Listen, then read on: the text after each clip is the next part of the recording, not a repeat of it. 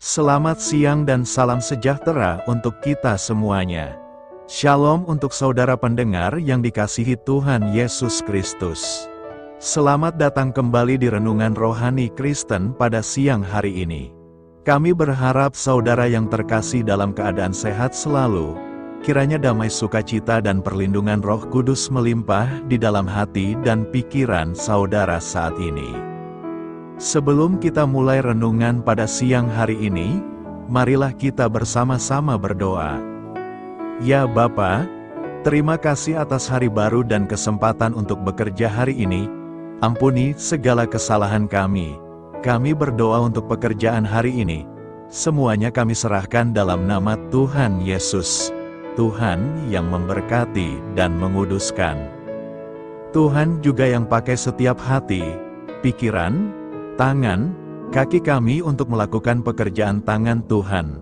Engkau juga yang berkati apapun yang kami kerjakan hari ini, biarlah memuliakan nama-Mu saja. Kami percaya Tuhan yang memampukan dan menjadikan kami terang melalui lingkungan tempat kami bekerja. Ya Aba Bapa kami, ya Tuhan, jikalau sebentar lagi, kami mau memulai aktivitas, kiranya Tuhan saja yang berkati dan lindungi kami.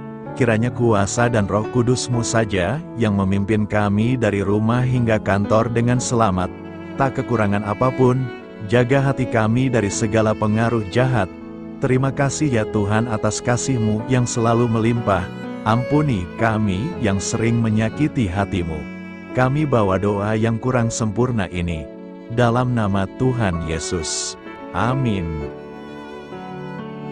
Sahabat pendengar yang kami cintai, bacaan renungan dan ayat emas Alkitab renungan kita siang hari ini akan kita mulai. Judul renungan kita hari ini adalah Momen yang Tepat.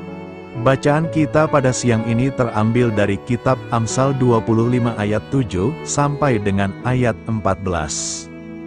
Karena lebih baik orang berkata kepadamu, naiklah kemari, daripada engkau direndahkan di hadapan orang mulia. Apa matamu lihat? Jangan terburu-buru kau buat perkara pengadilan, karena pada akhirnya apa yang engkau dapat lakukan, kalau sesamamu telah mempermalukan engkau? Belalah perkaramu terhadap sesamamu itu, tetapi jangan buka rahasia orang lain, supaya jangan orang yang mendengar engkau akan mencemoohkan engkau, dan umpat terhadap engkau akan tidak hilang.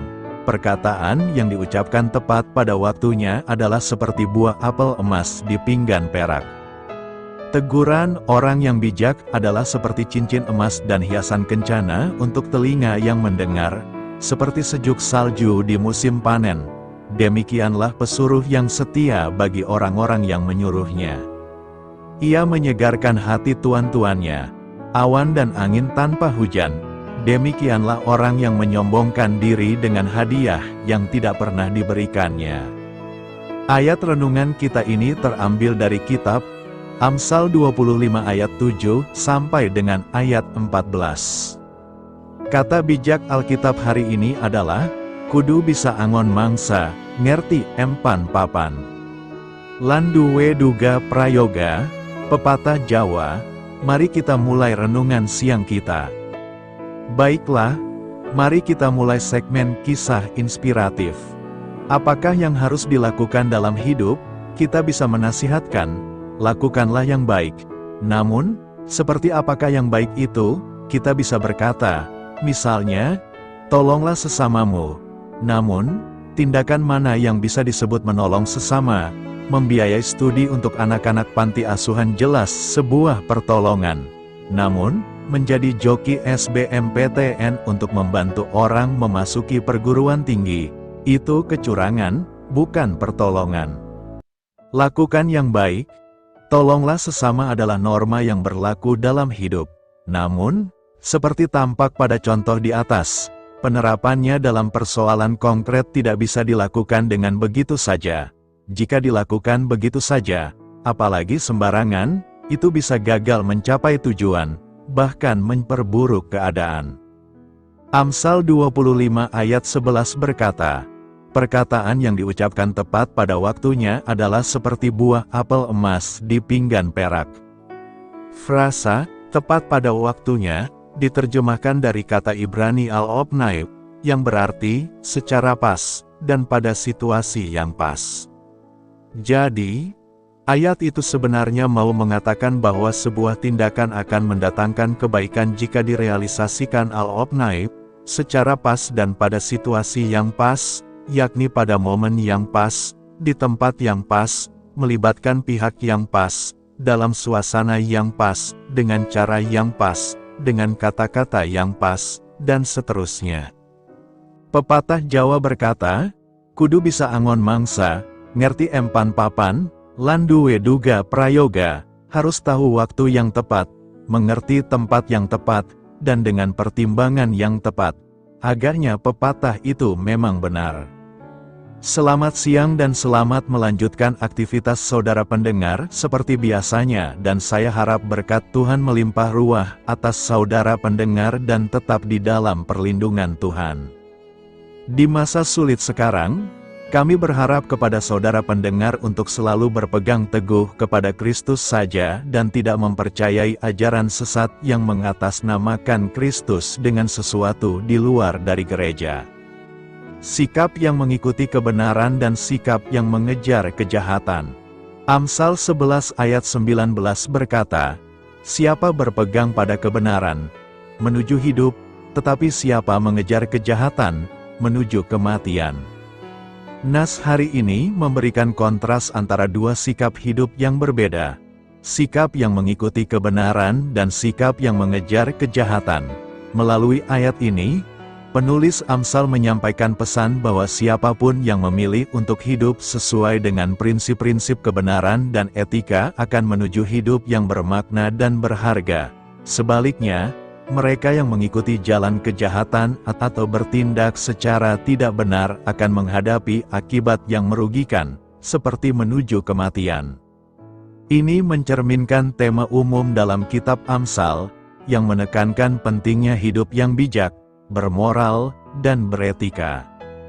Pengaruh kebenaran dan keadilan diakui sebagai sumber kehidupan yang positif. Sementara kejahatan dan kelalaian etika diidentifikasi sebagai jalan menuju kerusakan dan kehancuran.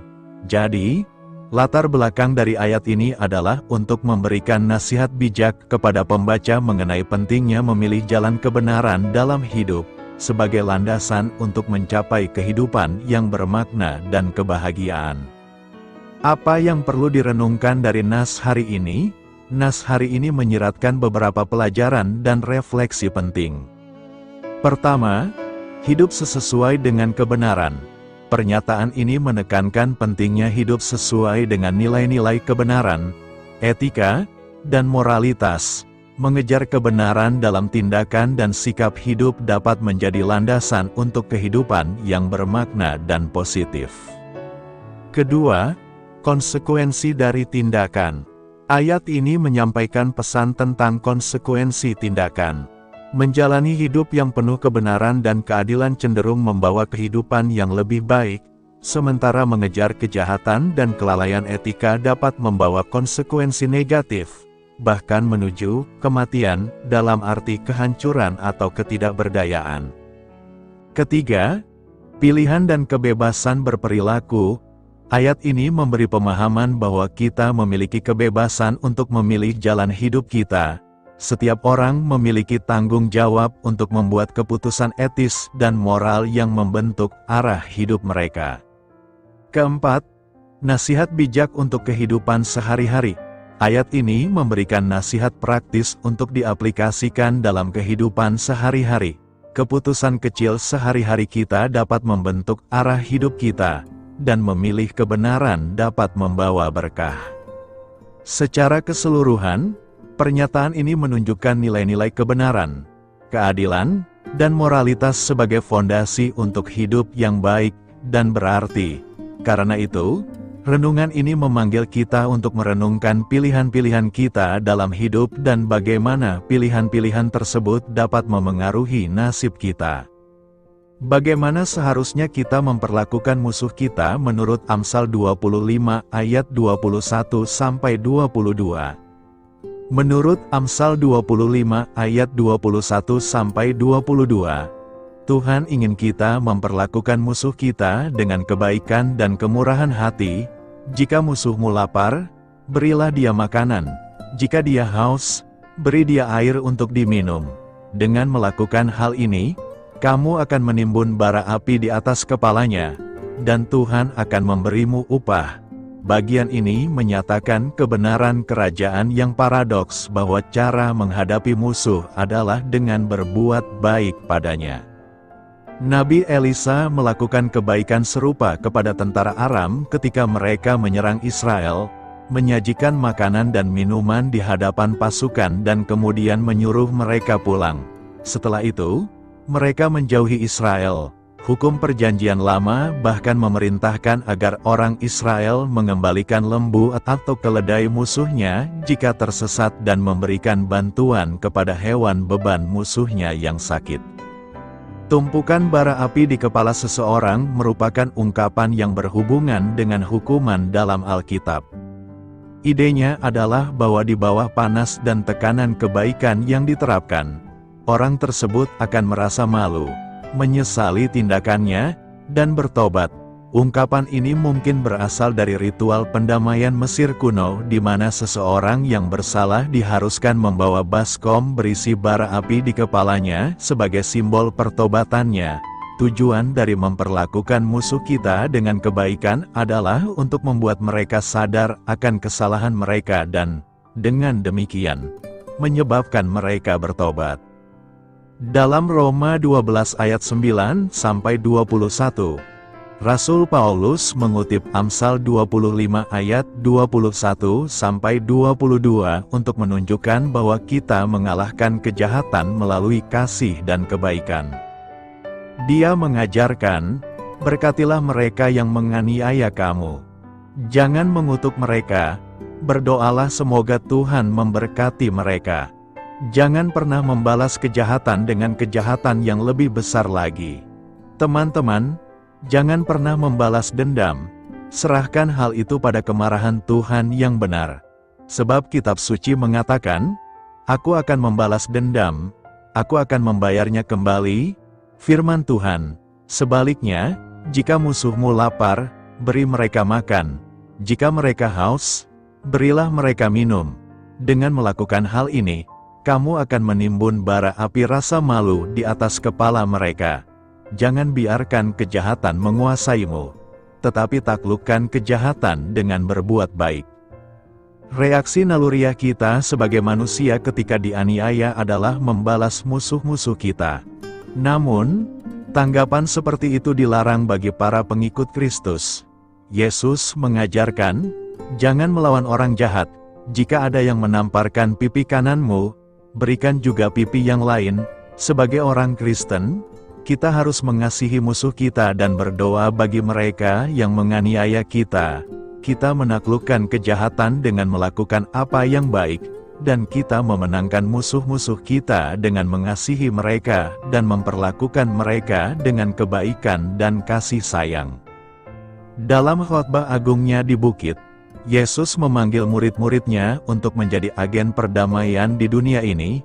Berbahagialah orang yang membawa damai, karena mereka akan disebut anak-anak Allah. Berbahagialah orang yang dianiaya karena kebenaran, karena merekalah yang empunya kerajaan surga. Berbahagialah kamu apabila orang menghina kamu, menganiaya kamu dan mengatakan segala macam kejahatan terhadap kamu karena aku. Bersukacita dan bergembiralah, karena besarlah upahmu di surga. Ada alasan mengapa orang Kristen tidak boleh melakukan balas dendam. Yang pertama dan terpenting, Allah telah dengan tegas menyatakan dengan jelas dalam kitab suci bahwa tugasnya adalah menghukum dosa. Dan, karena Allah ingin agar semua orang diselamatkan dan memperoleh pengetahuan tentang kebenaran, umat Kristiani harus menjalani kehidupan yang damai dan tenteram, sehingga mereka tidak menghalangi pekerjaan Injil. Ketika kita melaksanakan tugas Allah untuk membalas dendam dan menghukum musuh-musuh kita berisiko membawa kerugian bagi pekerjaan Injil. Namun bila kita mengasihi musuh kita dengan tulus dan rela berkorban, maka Tuhan akan menghormati dan memberi pahala kepada kita. Bagi seorang Kristen, cara terbaik untuk mengalahkan musuh adalah dengan mengubah musuh tersebut menjadi saudara di dalam Kristus. Roma 2 ayat 4 mengatakan bahwa kebaikan Tuhan dimaksudkan untuk menuntun manusia kepada pertobatan. Dapat disimpulkan bahwa kebaikan kita kepada musuh juga dapat membantu membuat orang tersebut bertobat, memperlakukan musuh kita dengan kebajikan dan kemurahan hati yang tak terduga akan berdampak melemahkan dan tidak menyenangkan, yang berpotensi menuntun mereka pada penyesalan, pertobatan, dan keselamatan dalam Yesus Kristus. Doa saya menyertai saudara sekalian.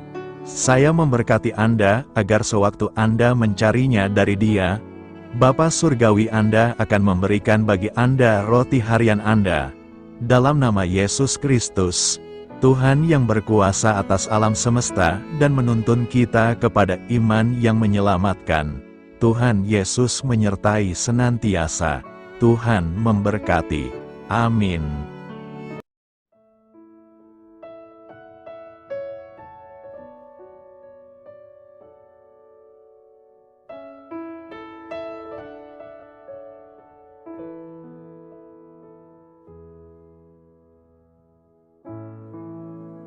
Demikianlah renungan firman Tuhan pada siang hari ini.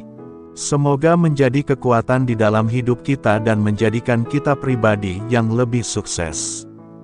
Sebelum kita memulai aktivitas hari ini, marilah kita berdoa. Bapa kami yang ada di sorga, terima kasih atas kasih dan kebaikan Tuhan yang begitu besar buat kami. Tuntunlah perbuatanku agar di sepanjang hari ini kami bisa bekerja sebaik-baiknya, tidak pernah jemu menolong sesama, selalu ramah dan tahu terima kasih, menghayati iman dan mengamalkannya dengan sekuat tenagaku. Semua ini kami sampaikan kepadamu, dengan pengantaraan Kristus, Tuhan kami. Allah, Bapa kami bersyukur kepadamu, bahwa dengan bekerja kami boleh ambil bagian di dalam karya-Mu mensejahterakan dan membahagiakan sesama kami umat manusia. Kami mohon bimbingan-Mu dalam melaksanakan pekerjaan kami hari ini. Bimbinglah kami agar sanggup bekerja dengan semangat kasih, dengan riang, rajin dan jujur. Terima kasih, Tuhan. Dalam nama Tuhan Yesus Kristus Tuhan dan Juru Selamat kami, Bapa kami yang baik, kami mengucap syukur dan berdoa. Amin. Kami kembali mengingatkan kepada saudara terkasih. Di masa sulit sekarang, kami berharap kepada saudara pendengar untuk selalu berpegang teguh kepada Kristus saja dan tidak mempercayai ajaran sesat yang mengatasnamakan Kristus dengan sesuatu di luar dari gereja. Segala sesuatu yang di luar dari ajaran gereja dan tidak mengandalkan Yesus sebagai arah keselamatan adalah ajaran sesat. Hanya Yesus keselamatan yang sejati dan abadi. Tidak ada di luar Yesus yang sanggup memberikan keselamatan. Terima kasih. Biarlah firman Tuhan menjadi pengingat untuk kita semua. Biarlah tuntunan dari Roh Kudus akan selalu memberi jalan keluar bagi setiap permasalahan hidup kita dan memberi kedamaian di hati kita. Amin.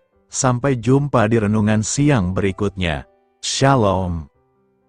Halo untuk semua pendengar saudara rohani yang terkasih di dalam nama Tuhan Yesus Kristus dimanapun berada. Mari dukung kami, tim redaksi Renungan Harian Saudara Rohani dengan cara memberikan bantuan, kritik dan masukan. Saudara dapat memberikan masukan melalui kolom komentar di bawah atau mengirim kepada kami langsung melalui email yang tertera di layar Anda, saudararohani@gmail.com. Jika saudara terberkati melalui renungan ini, saudara dapat mendoakan kami dan memberikan bantuan lainnya dengan mengirim email kepada kami. Saya berdoa agar saudara sekalian bahagia dan sehat selalu. Amin.